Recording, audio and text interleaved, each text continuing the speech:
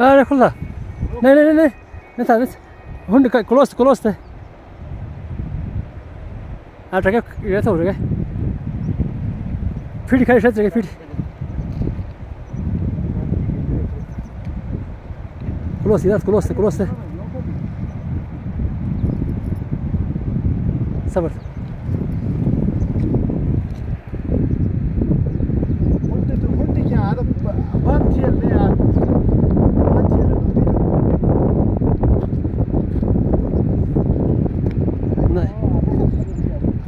Close थे नहीं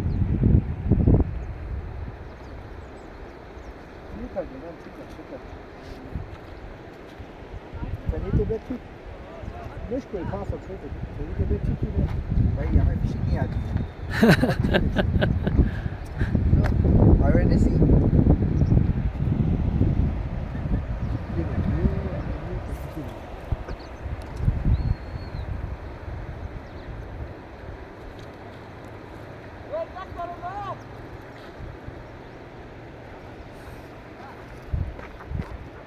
ये नहीं साहब वकार भाई नहीं वकार भाई एक्सपर्ट है फिशिंग में बट हमें जो है ना रॉड चलाने भी नहीं आया कि किस तरह चलाते हैं। ये देखें ये यहाँ के लोकल रेजिडेंशियल्स हैं आउटसाइडर्स में यहाँ पे जो है फिशिंग कर रहे हैं माशाल्लाह से। बस कहाँ वहाँ सुनो ये वाला क्यों